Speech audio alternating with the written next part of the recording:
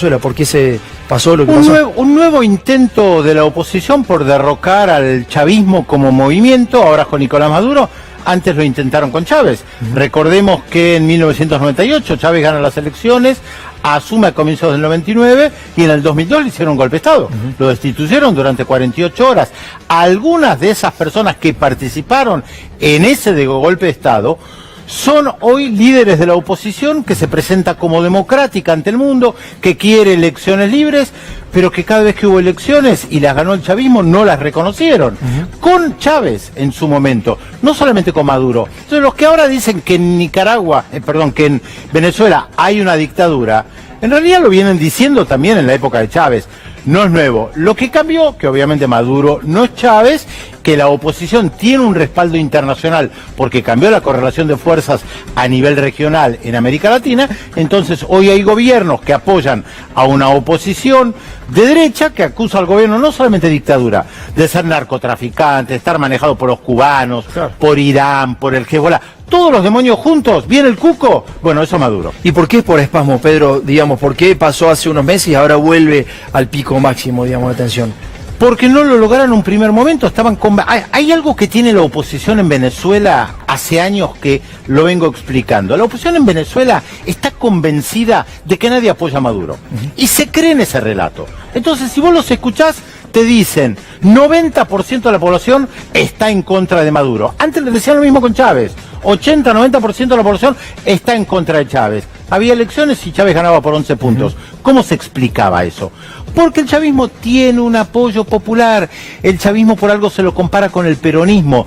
Yo siempre digo, las comparaciones son odiosas, pero ayudan a pensar. ¿Por qué se lo compara con el peronismo? Porque hace 30 años, 40 años, cuando el petróleo también estaba a un nivel muy alto para la época, y se hablaba de la Venezuela saudita, había un pequeño grupo de personas que se enriquecía mientras la mayoría de la población vivía en villas miserias. Claro. Aparece un Chávez y les da dignidad, los incorpora a la sociedad, les da beneficios que nunca tenían. Claro, la gente que pertenecía a clase media alta, que vivía muy bien, no se interesaba por la gente más pobre. Y viene alguien y sí, lo tildaron de mono, de macaco, de burro. ¿De qué no le dijeron a Chávez? ¿Por qué? Porque intentaba distribuir el petróleo.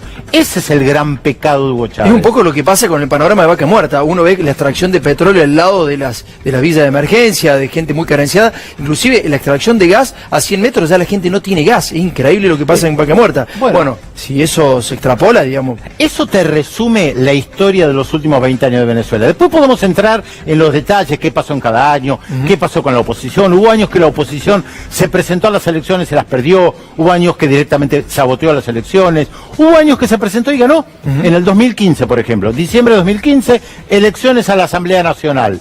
La oposición se presenta y arrasa. Fue un duro golpe para el chavismo. ¿Qué dice la oposición cuando toma posesión de la Asamblea Nacional? En 6 meses lo sacamos a Maduro del poder. ¿Qué tenía que hacer Maduro? ¿Entregar la presidencia? ¿Se podía convivir con un parlamento opositor? Maduro reconoció la derrota, reconoció que se había perdido en diciembre de 2015, pero la oposición asume 5 o 6 de enero, dicen, en 6 meses lo sacamos a Maduro. ¿Qué hace frente a esto Maduro? Se resguarda, utiliza los mecanismos institucionales para evitar que lo derroquen. ¿Qué hace la oposición? Vuelve a las calles. Como no puede a través de las instituciones que existen en Venezuela derrocar a Maduro, llama a las calles para derrocarlo, algo que ya habían intentado antes. Pues es que la esposa de uno de nuestros compañeros está en este momento en Venezuela, está con el ministro de Vivienda. Me decía que hoy fueron a inaugurar la casa 3.800.000 de viviendas sociales. 1.800.000. 1.800.000, Jorge. Creo que es menos de 2 millones. No, 3 millones, ¿eh? No, 3 millones, 3 millones. De todas maneras, puedo estar equivocado.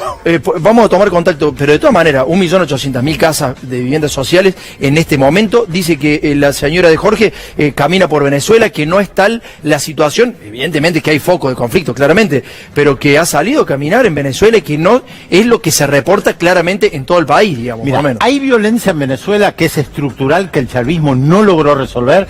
De hecho, vos vas hoy en Venezuela a muchos negocios y hay un cartel que dice prohibido entrar con armas. Sí. Eso es algo que nosotros no conocemos. Sí. Eso existía hace 20 años atrás, cuando yo fui por primera vez para las elecciones que ganó Chávez en el 98, que muy pocos periodistas estaban en Venezuela, yo cubrí esas elecciones, ya me alertó el tema de la violencia. El chavismo no logró resolver eso. Claro. Ahí hay un problema estructural muy serio, que existe hasta el día de hoy. Ahora, lo de las viviendas es impresionante.